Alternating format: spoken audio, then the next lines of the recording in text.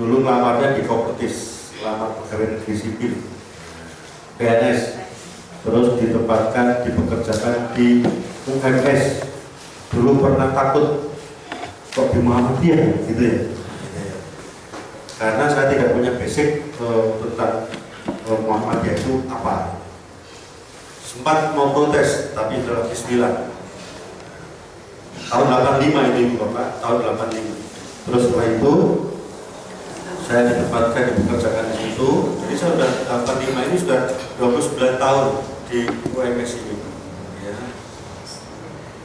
Dan jadi guru sejak tahun 82. Nah, 82 sudah jadi guru. Ya, guru kesenian malah. Guru seni suara. Di SMP Ibu Kartini Semarang. Dulu mahasiswa, terus kemudian nyambi karena bapak saya itu juga rektor SD ya. Terus tidak cukup ya, saya anaknya 7, saya bareng. Nah, saya mau tidak mau harus ikut membantu orang tua. Caranya apa ya? Saya diberi kesempatan ngajar, saya ngajar. Jadi saya sudah ngajar sejak tahun 18 semester 3. Ibu Bapak ini singkat, saya pikir cukup ya. Jadi itulah kira-kira lah. Yang penting begini, yang ingin saya sampaikan kepada Ibu Bapak, alhamdulillah tidak bermaksud menyombongkan diri.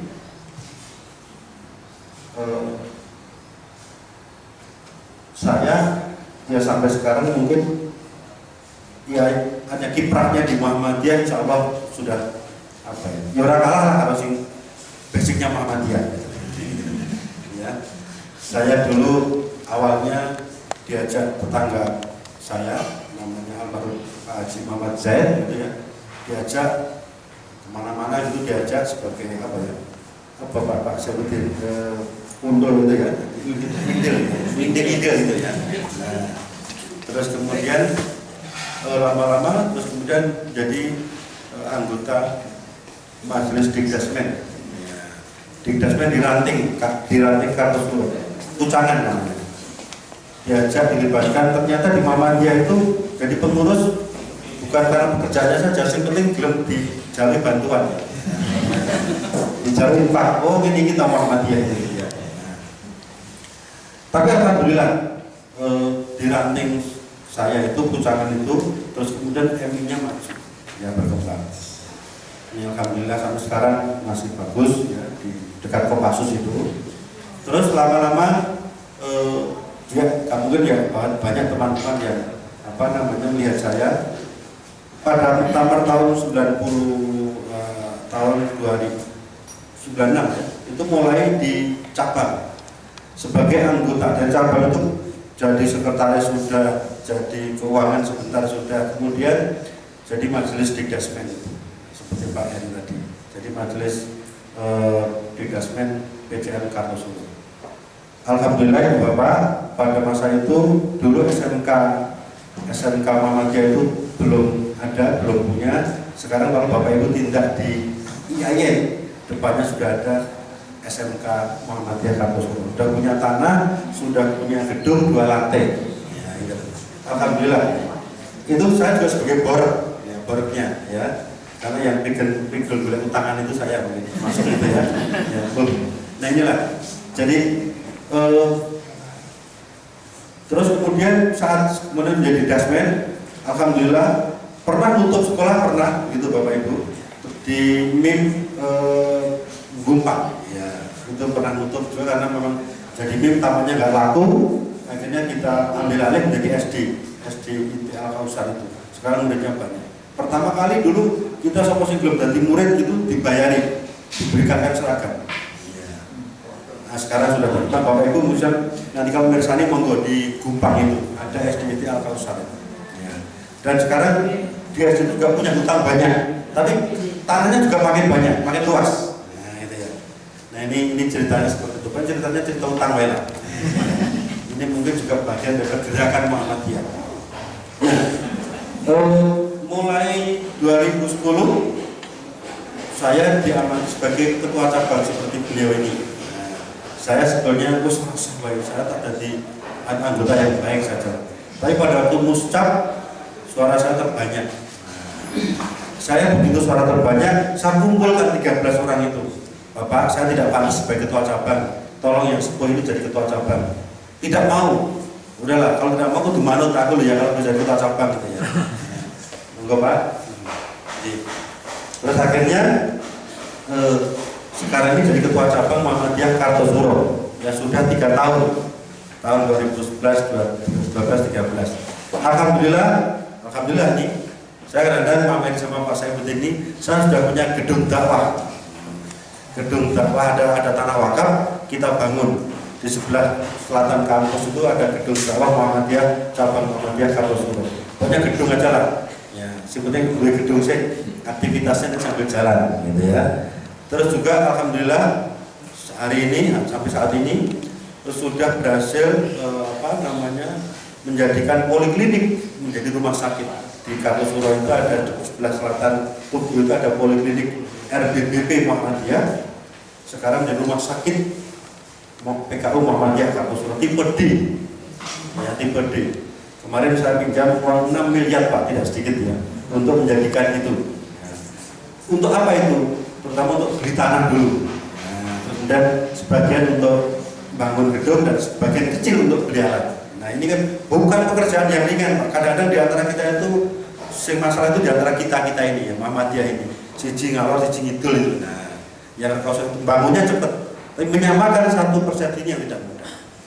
Jadi inilah saya ceritakan secara singkat bahwa insya Allah ini masalah Muhammadiyah gerakan aja saya insya Allah tidak kalah. Meskipun saya pegawai negeri sipil ya, bahkan di kampus saya dicap Bambang Sumarjogo itu bukan lamar jadi dosen, lamar jadi pejabat. Karena sejak tahun 85 sampai hari ini itu saya disampiri amanah terus. Saya nggak pernah minta kok, ya nggak pernah minta wis diwenehi ya syukur ya wis gitu ya. Tapi sampai sekarang saya masih dipercaya. Yang terakhir ini bagian ya keuangan juga. Nanti ini singkat saja. Ini Bapak singkat saja. Kita bicara filsafat itu penyebab wawas ya Pak Mawan. Kayaknya maju, ya karena memang cocoknya di pendidikan itu. Nek Muhammadiyah di ekonomi nggak cocok, belum cocok, ya punya bank dulu kan belum nikah. Ya, tapi kalau di pendidikan dan di rumah sakit itu tampaknya bidangnya di situ. Nah, di politik juga nggak pernah sukses, Muhammadiyah sukses. Si kono si kene gitu. Maka saya menang wae Indonesia politik wae semua gitu kan. Karena memang tidak pernah kompak gitu ya. Saya tuh dulu diajak pertama milih itu, ternyata kalah, kalah maju ya gitu. Maka kalau ya, sekarang juga ada pro sana pro sini, nah nggak boleh. Kita Muhammadiyah harus bersatu sekarang. Oke, jadi yang penting mungkin ini dakwah ini ya. Bapak Ibu, beginilah keadaan kita ini. Kita ini kadang-kadang memberikan pembelajaran kepada peserta didik, ya.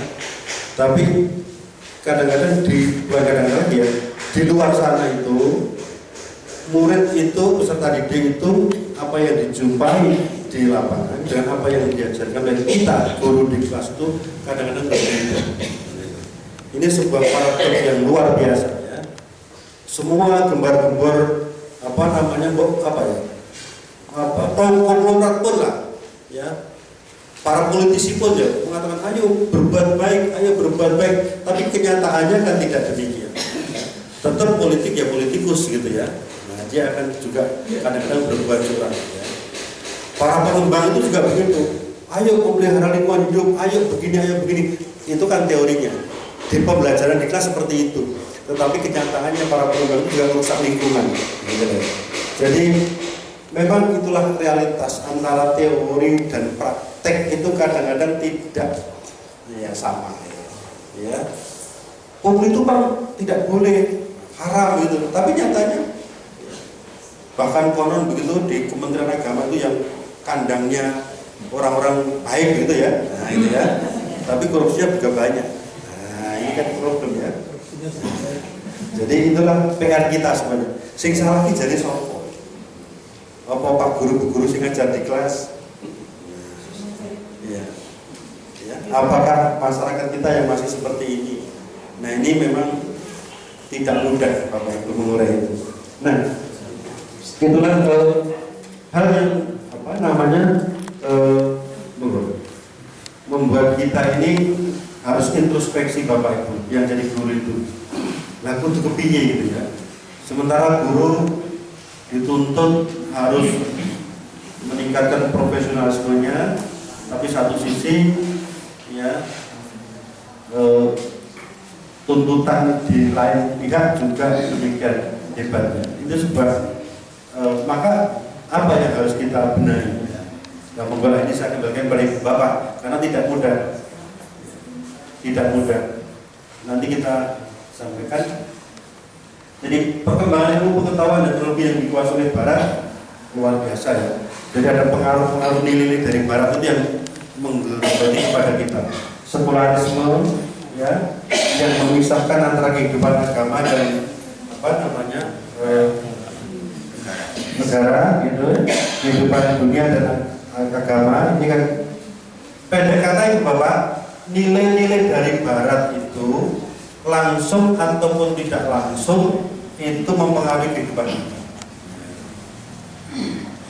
Nah, ini tidak mungkin dapat dibentuk Ibu Bapak. Kita ini kan ngajari anak-anak kita, itu tidak boleh, itu jangan. Tapi dia anak-anak kita itu dia mungkin ke warnet, ke mana begitu, dia akan mendapat informasi itu. Artinya apa? Informasi itu sudah mengglobal. Ya, kita mungkin tidak pernah mengajari pendidikan seks misalnya, tapi anak-anak mungkin bisa belajar dari orang lain, itu yang bahaya. Ya, mungkin kita anggapannya baik, makanya tidak mudah mendidik di era sekarang ini. Oke, juga liberalisme ini paham yang bebas memilih. Bapak Ibu, kemarin saya membaca karangannya Pak ini Bapak itu di Jepara itu ya, di Kompas itu luar biasa. Ternyata pilpres itu menjadikan antar ulama itu pecah gitu, antar pemimpin itu retak gitu ya. Nah ini karena apa? Ini pilpres sekarang itu sudah sangat liberal Pak. Ini komentar beliau ya. Nah, karena apa? Betul-betul antar keluarga itu ini sudah luar biasa perpecahan konfliknya. Nah, ini memang bebas sekali kita ini. Kadang-kadang tidak taat etika itu dilanggar gitu ya. Fitnah itu luar biasa kejamnya gitu ya. Nah, sudah karena kebablasan. Memang itu kadang-kadang wajar aja. Kalau di UMS saja kalau mau pilihan dekan, pilihan rektor itu juga mesti fitnah itu ada. Semoga di Pak nggak ada. Gitu ya. Jadi itu baru pilihan hanya dekan, rektor ya. Belum. Maka tadilah manusia ya Bapak Ibu. Jadi liberalisme ini melanda kepada keluarga sehingga sangat sulit anggota keluarga itu diatur, dibimbing, disuruh beribadah. Berkali-kali saya sampaikan kepada Pak Sisli, dosa itu dididik anak sudah gampang Pak. Ayo mas sholat, Bapak baru sholat Pak. Berani sekarang ini seperti itu. Oke. Hedonisme apalagi? Semua kepengen enak Ibu Bapak. Semua ingin kepengen nggak ada di situ itu ini yang cerita teman yang saya salah sini. Semua kepingin hidup ini pokoknya yang menikmati, enak ya. Tidak mau bekerja keras, orang belum berkosong. Nah, ini dulu kan saya masih ingat kalau disuruh Ibu Bapak beli tempe itu atau beli kemana-mana ya nggak apa-apa jalan kaki. Nah, sekarang kalau nggak ada sepeda motor anak saya nggak mau. Nah, ini perubahan nilai ya. Kemudian ada krisis etika dan moral. Ini juga terjadi di tengah-tengah masyarakat kita, Bapak Ibu. Nah, nilai-nilai Islam yang diberikan dalam lembaga pendidikan tidak sesuai dengan realitas sosial yang ada. Peserta didik menjadi bingung ketika nilai dan norma yang diterima di lembaga pendidikan sangat jauh berbeda dengan perilaku masyarakat. Krisis keteladanan Ibu Bapak. Ternyata sekarang itu sangat jarang. Jadi faktor keteladanan menjadi hampir-hampir menjadi barang langka. Padahal sangat dibutuhkan. Inilah permasalahannya.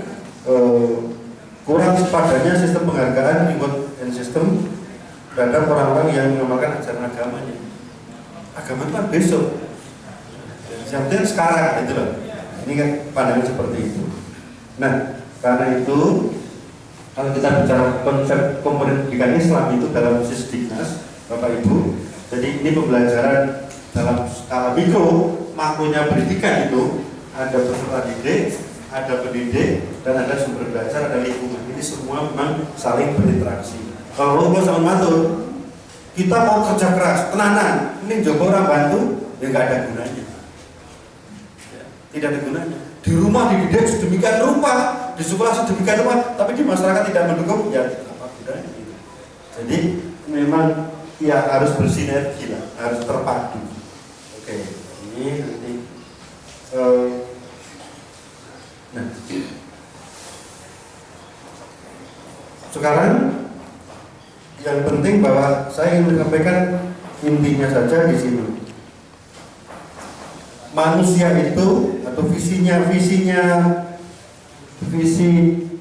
pendidikan kita itu tahun 2005, insan Indonesia yang cerdas dan kompetitif, atau insan kamil, insan yang paripurna. Insan yang paripurna. Ibu bapak, insan yang paripurna itu seperti apa? Dalam bahasa yang sederhana, insan yang paripurna itu saya gambarkan orang yang cerdas spiritual, orang yang cerdas intelektual, orang yang cerdas emosional.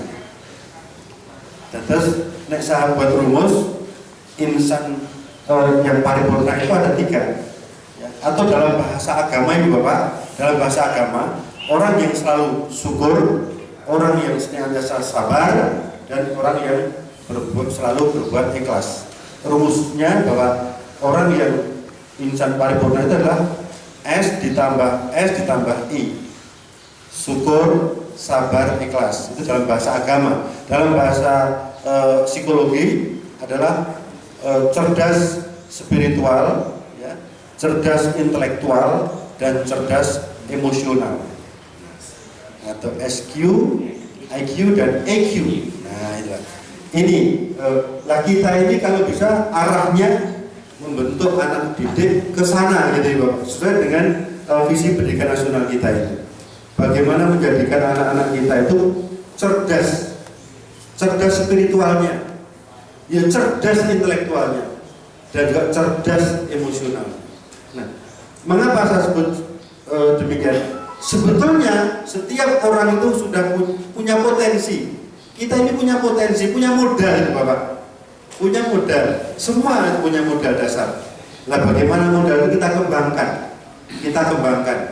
Nah, tugas kita. Makanya guru itu sebetulnya tidak harus menggurui, tapi beliau juga bisa hanya berperan sebagai fasilitator. Bagaimana mengajak, memotivasi anak didiknya agar supaya anak didiknya itu bisa tumbuh wajar, ya. Wajar. Kan non sewu, kalau kita lihat di barat, jarang Bapak Ibu di barat itu memang kalau tidak mampu ya dipaksakan sekolah sampai sarjana, itu jarang. Bapak Ibu besok pemain sepak bola itu jarang yang sarjana. Tapi karena apa? Karena bakatnya sejak kecil itu bermain sepak bola, rasa sekolah le. Anda masuk ke lapangan sepak bola terus dididik tiap hari, belajar sepak bola terus. Akhirnya yang menjadi pemain sepak bola yang tangguh. Tetapi orang yang pinter, yang punya bakat, ilmunya apa, otaknya bagus, mampu, punya kemampuan di sekolah sampai setinggi-tingginya. Ini memang berbeda dengan kita. Kita itu pokoknya bodoh atau pinter kudu sekolah sampai sarjana. Wong tua isin ya sekolah itu.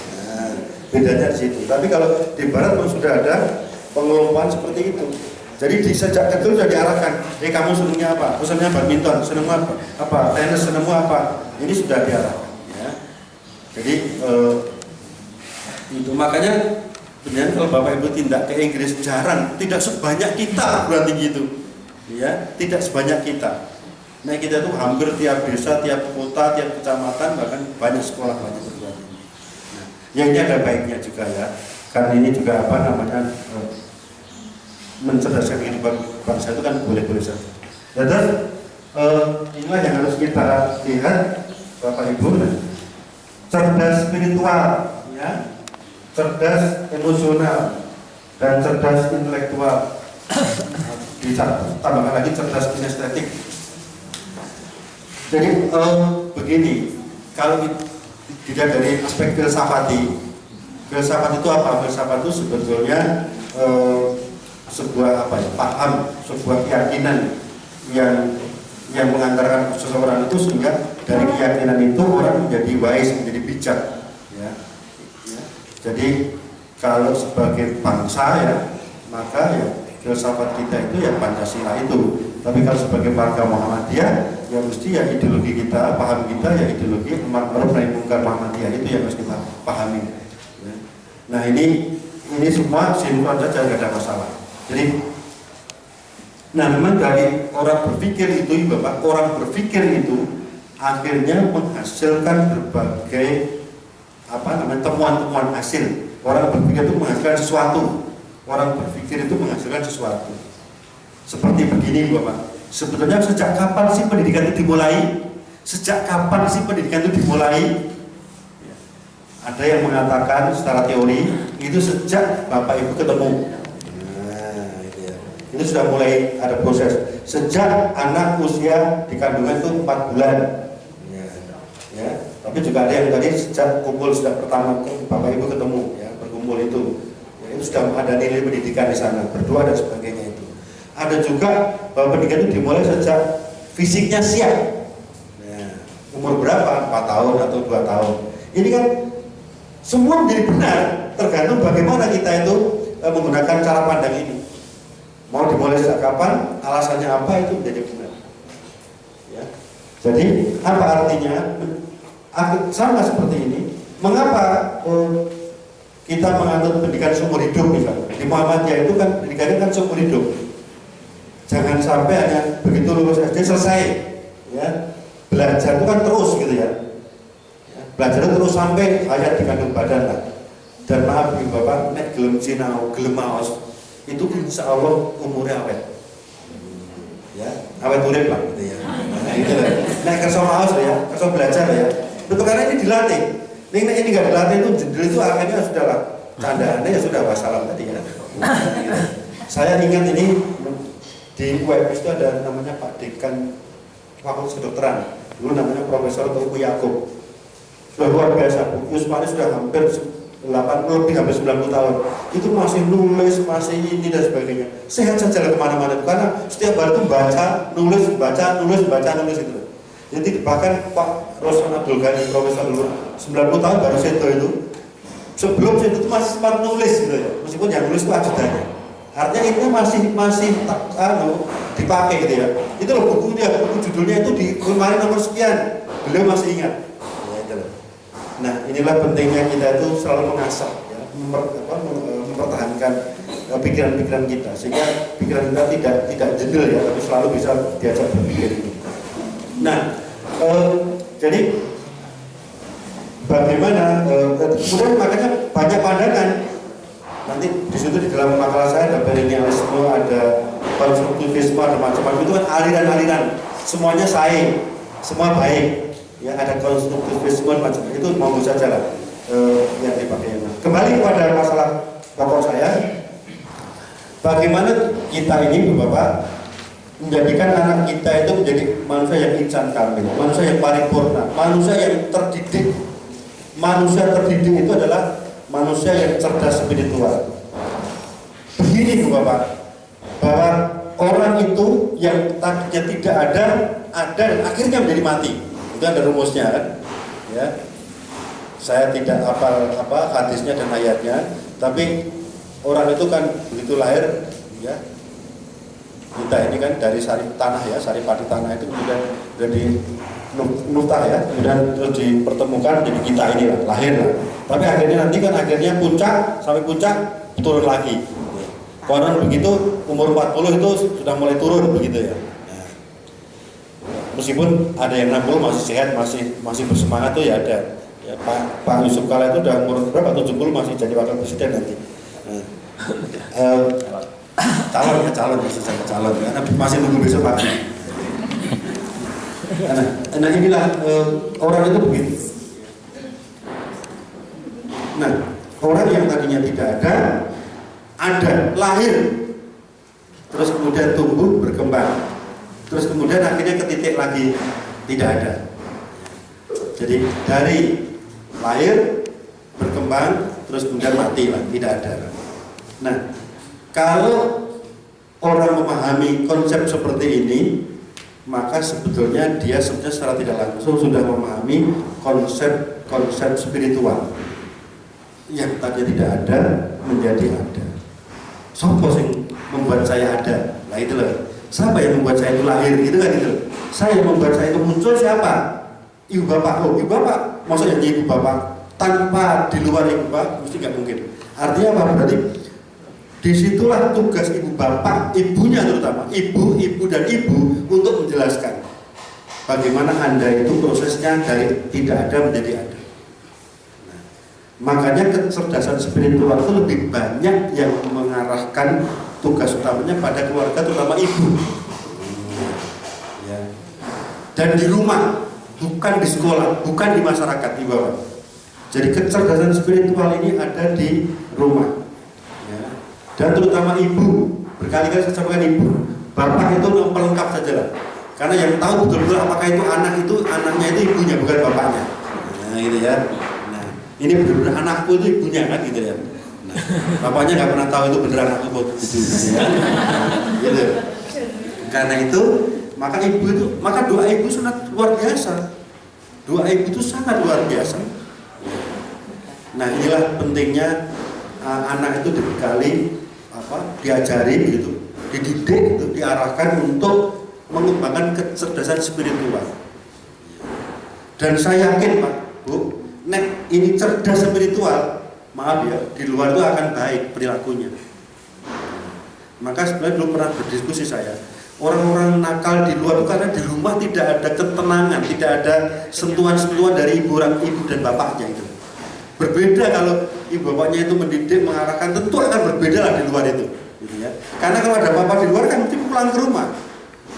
Bapak-bapak ini punya masalah, nggak mungkin bapak akan keluar ke rumah, mesti kembali ke rumah lagi cari istrinya. Nah itulah, cari ibunya, cari ibunya di rumah. Nah inilah konsep rumah. Maka janati itu penting itu ya. Rumah itu menjadi tempat untuk luar biasa itu. Jadi ini bagaimana buat mengembangkan kecerdasan spiritual ini. Oh iya, harus begitu toh. Nah kalau sudah seperti, nah ini harus disyukuri. Wong ora dadi ono itu harus disyukuri. Iya, disyukuri betul ya. Nah, tetapi tidak hanya cukup syukur. Orang kan harus hidup, orang itu harus eksis. Orang harus mencari sandang pangan dan papan. Nah itu ya. Kata Maslow begitu, orang yang baik itu kalau sudah bisa mengaktualisasikan dirinya. Oke, nah jadi orang itu harus berusaha untuk bisa hidup, harus berusaha. Meskipun Allah sudah menjanjikan, nggak usah khawatir lah. Anak itu akhirnya nanti Allah juga akan memberikan rezeki. Tapi kan mau tidak mau orang harus berusaha, Bapak Ibu. Anak itu harus berusaha belajar, berusaha bekerja, berusaha apapun juga untuk mempertahankan hidupnya itu. Nah, bagaimana bisa mempertahankan hidupnya itu? Saya yakin tidak mudah, karena itu harus mau berperilaku sabar. Sikap dan perilaku sabar itu harus ditunjukkan di dalam rangka usaha mempertahankan hidup itu. Ya. Karena kadang-kadang apa yang ingin diinginkan kita itu kurang cocok dengan apa yang kita rencanakan. Jadi kalau nggak sabar kan kita mungkin stres atau mungkin marah-marah. Tapi kalau kita itu dilandasi rasa kesabaran, ya luar biasa. Nah, maka di samping syukur ini sabar.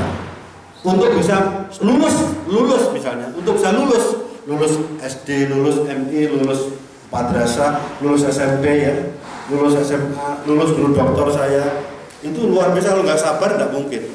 Nah bagaimana Bu Pak? Mau ketemu pembimbing aja beberapa hari nggak ketemu ya udahlah. Nek rasa sabar ora bakal lulus gitu ya. Yes. Nah, itu. Maka butuh kesabaran. Ya, butuh kesabaran. Saya dulu pernah daftar di S2 itu tahun pertama nggak lulus, nggak katut. Ya sudahlah, nyoba lagi tahun kedua lulus. Jadi, Anda butuh kesabaran juga. Jadi, tapi yang penting ada usaha. Usaha itu butuh kesabaran.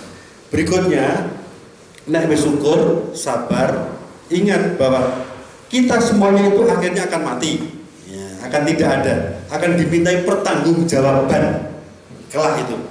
Nah karena itu maka disinilah pentingnya mengembangkan kecerdasan emosional atau perilaku keikhlasan. Sebab orang berbuat, orang berperilaku, orang beramal itu kan dasarnya harus ikhlas. Kita ini tadi saya matur, saya Saat ini matur itu bukan bermaksud sombong loh Bapak, insya Allah. Jadi hanya matur memberi motivasi Ibu Bapak, ya. Dan kalau kita sombong itu nanti kan akhirnya sia-sia kan amal kita ini, perbuatan kita ini. Karena itu harus dilandasi rasa ikhlas, biar barokah, ya, biar ada manfaatnya besok. Gitu ya. Nah inilah yang harus kita kembangkan Ibu Bapak tentang konsep manusia. Jadi kalau kita ingin menghasilkan anak-anak kita itu baik, anak-anak yang betul-betul ya pintar tetapi juga berbudi pekerti yang luhur, maka ya kita kembangkan potensi-potensi spiritualnya, potensi intelektualnya, dan potensi emosionalnya. Marah itu ya boleh, masa nggak pernah marah, tapi jangan marah-marah terus. Ya itulah. Ya, sabar juga harus, tapi jangan cuma sabar terus gitu ya. Jadi tetap harus diimbangi. Maka tadi syukur, sabar, ikhlas itu harus bersinergi. Tanggung jawab anak itu untuk menjadi baik juga bukannya sekolah. Tadi saya sebut sama Tur ada 3, minimal 3 ya. Keluarga, sekolah, dan masyarakat. Ini tanggung jawab bersama. Ya. Tanpa ketiga-tiganya nggak mungkin kita menghasilkan anak yang bagus. Ya. Jadi ketiga-tiganya harus bersinergi, terpadu bahu-membahu mewujudkan. Itulah kira-kira apa yang bisa saya sampaikan. Mungkin kalau kuliah bisa beberapa hari ya. Tadi waktunya 1 jam ya. Saya sampaikan yang pokok-pokok saja ke sini ya. Terus kemudian dengan kondisi seperti itu kita ingin mewujudkan masyarakat yang cerdas, yang terdidik itu bagaimana? Jadi tidak usah mengeluh dulu. Jadi memang Muhammadiyah itu kan ya itulah tugas Muhammadiyah. Ya siapapun kan harus kita ini kan ya si Ahmad Dahlan itu yang dididik kan bagaimana kalau anak-anak itu cerdas. Plus masukannya itu kan kita tuh ada input, proses, output gitu ya. Sistem pendidikan itu, sistem pembelajaran kita itu adalah masukan, diproses, keluar. Kita kan begitu kan? Tadi pagi sahur ya, terus diproses, nanti sore atau besok keluar lagi. Selama orang itu masih seperti itu masih sehat nih Bapak. Ya, jadi orang sehat itu nek yo iso yang gurih, iso maam itu sehat. Ini nganti yo maam nih orang iso yang gurih mesti orang sehat. Ya. Makanya inilah sistem kita ini kan punya sistem masuk, proses, keluar. Nah inilah itu harus kita jaga ya. Maka minum yang banyak nggak apa-apa. Ini penting, kita sederhana tapi ya sepele tapi ini prinsip bagi kesehatan kita. Nah sama, nek pendidikan sama Bu, input diproses keluar outputnya. Nek inputnya wes plus, kata inputnya plus, diproses plus, nek iki plus ya wajar. Ya, wong masuk aneh apik, diproses tekan di apik, produknya ya apik, itu wajar. Nah ini loh, ya inputnya plus, tapi prosesnya ini belum tentu plus, minus. Ya. Kira-kira hasilnya piye? Ya. Ada juga seperti ini. Masuknya bagus, tapi di proses nggak bagus, ya hasilnya nggak bagus juga. Nah, kita mungkin tadi Ibu ya, masukannya tadi mungkin tidak plus, tapi tujuannya plus, goalnya kita kan plus, produknya kan plus. Piye caranya? Ya ini diproses kanthi plus gitu. Artinya apa? Input sing mbok apik mbok elek itu diproses sing apik, sing tenanan itu. Ben dadi plus, gitu loh. Kamane gitu. Ya. Jangan mengeluh, tapi masukane mung koyo ngene. Enggak apa-apa, kita olah. Ya. Ya, Bu. Saya ini orang pinter Ibu, Pak. Saya ngakoni orang pinter. Ini untung. Penting ya. Bejo jadi ya orang untung ya. Betul. Ini penting juga, maka tadi harus ada nilai spiritual tadi. Tapi saya jujur ya, mungkin saya juga termasuk salah satunya adalah saya termasuk orang yang tekun. Disney meneng baik gitu ya. Iya. Dulu pada mengapa saya juga dengan Pak Aziz kemudian saya suruh cepat itu karena saya merasa dulu pada sekolah itu banyak dibantu.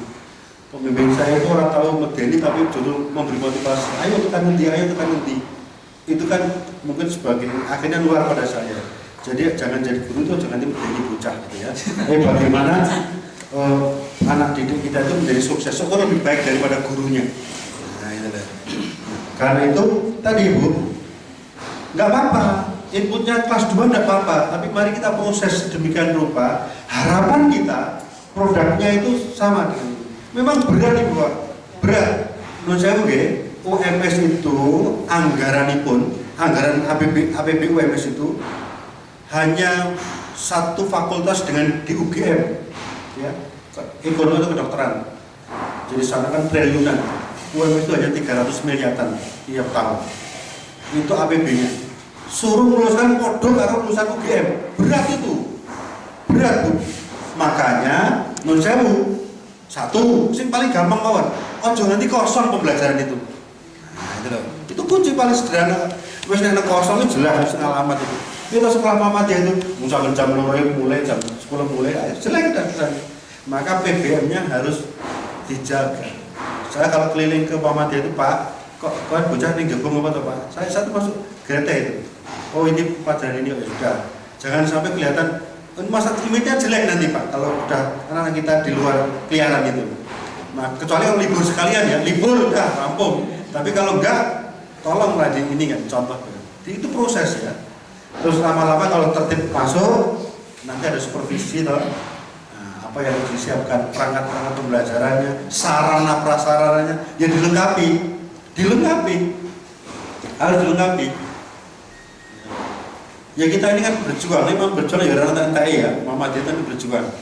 Ya, kudune maaf ya, seperti Pak Saifuddin saya itu sekali-sekali dapat gaji dari Muhammadiyah. Malah kadang tiap saat malah digaji, itu repot ya. Ya, seperti Ramadan ini nih, ya juga ada ya amplop itu banyak sekali ini ya. Anda amplop bukan memberi tapi minta. Ya sakuatnya didom-dom gitu lah. Jadi itulah Muhammadiyah. Tapi saya juga bismillah nanti kan ada jalan. Ternyata juga. Jadi itu Bu, nggak usah khawatir. Ya. Dulu di UMS itu sebagian besar ya kelas 2. Tapi tadi saya matur, sekarang itu di jurusan tertentu, di prodi tertentu sudah kelas 1. Psikologi misalnya, apa UNS? Pilih UMS saja lah misalnya. Ya, ini sudah jadi pilihan. Ini sudah menjadi pilihan. Nah, sama ya. Tadi ya sebenarnya di MIM, Bapak Ibu bisa tidak, MIM Gompang tadi loh. Itu sudah sekarang itu mesti apa ya? Kalau pendaftaran kapan? Katakanlah Maret, April itu mesti wis tutup, entek. Ya, sudah habis kuotanya kursinya itu. Jadi sudah kemarin 80 atau berapa itu sudah, karena ruangnya kurang. Jadi orang sudah berbondong-bondong daftar itu. Tapi tadi Ibu Pak, awalnya itu luar biasa berat itu. Dulu pertama kali nyari siswa 6 aja susahnya luar biasa. SMP itu pertama kali ada 9 Pak siswanya. Itu pun pokoknya sopo nih belum sekolah-sekolah. SMP Al-Kausar itu. Nah sekarang sudah mulai. Ya tadi Pak Bambang ketua cabang tak jatah ya. Apa? Ini mau bangun. Ya saya buka acara ini tapi tidak perlu sombong. 6 juta. 6 juta. Aku yang aku no. Ya 5 tahun ya gitu lah. Ya, jadi aja 6 juta 5 tahun. Nek kelingan tak bayar 100, 200 gitu lah. Gitu. Tapi ini memberi motivasi. Jadi semua pinternya kepala sekolah itu didaftar orang-orang sakampus itu. Pak ini semene, Pak ini semene, Pak ini semene. Oh rampung, gedung itu rampung.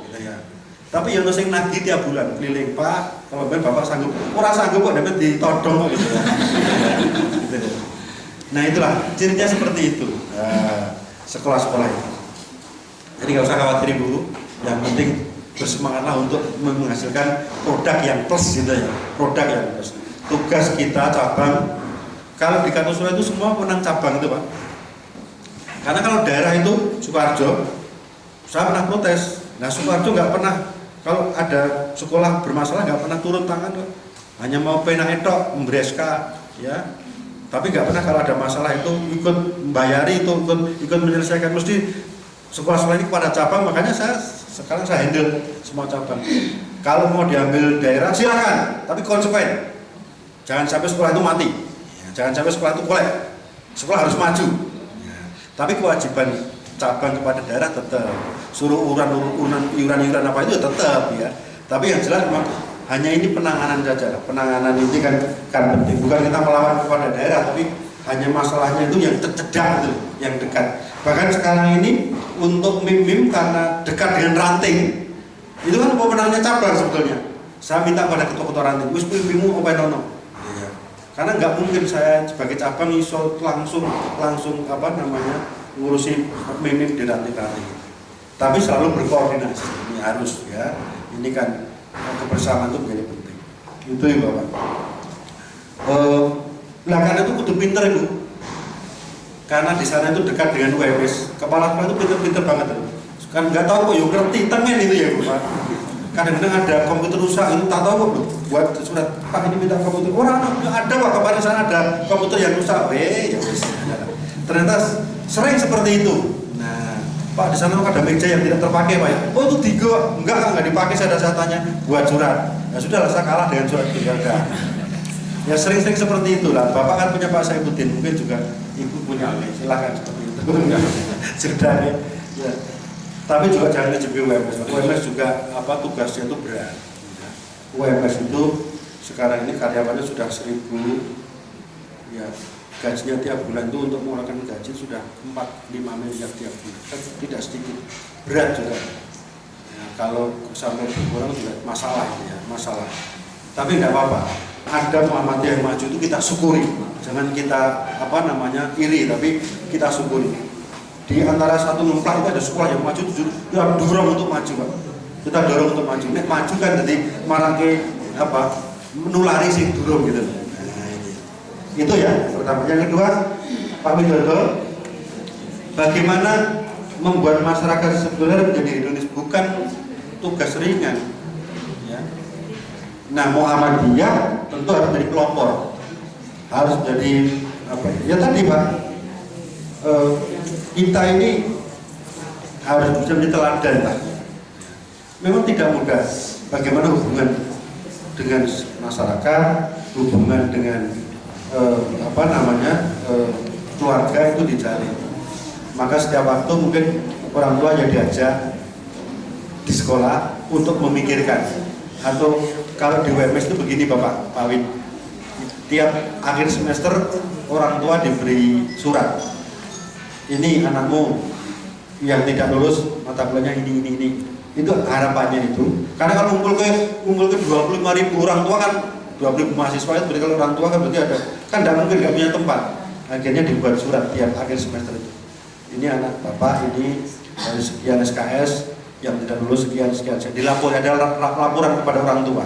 Ini salah satu bentuk bahwa biar ada keterlibatan orang tua terhadap pendidikan anak.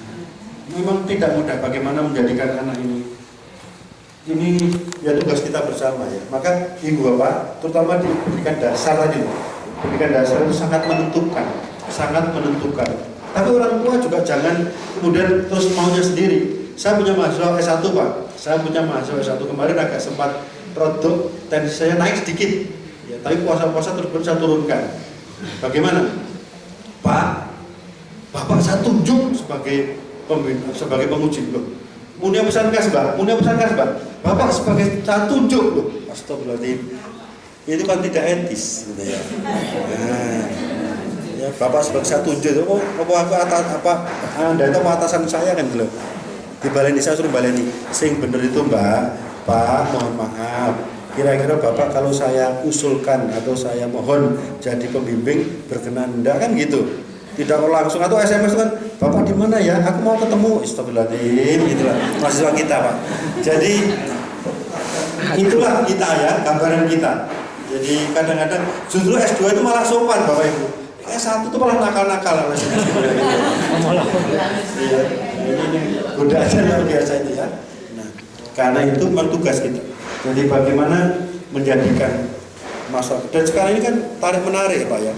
Ini juga tugas negara. Maka nanti siapapun presidennya, moga-moga presidennya itu ngajari, ya, ngajari tidak hedonis, ngajari tidak sekularis gitu ya. Gelem sholat, ya benar-benar sholat betul ya. Nah, betul-betul sampai ke dalam gitu ya. Nah, kemudian juga tidak bermewah-mewahan gitu ya. Nah, kita doakan aja, kok kita ini kan patron klien. Nek pemimpinnya itu baik, insya Allah masyarakatnya itu baik. Kemarin sore saja kan kubu ini dikumpulkan di istana. Sekarang rada adem gitu. Itulah karena budaya kita seperti itu. Coba kalau dua itu berantem terus, bisa ya mau doain, saya tambah. Nah gitu ya. Iya. Terus itu Pak Wid memang harus bersinergi lah antara apa namanya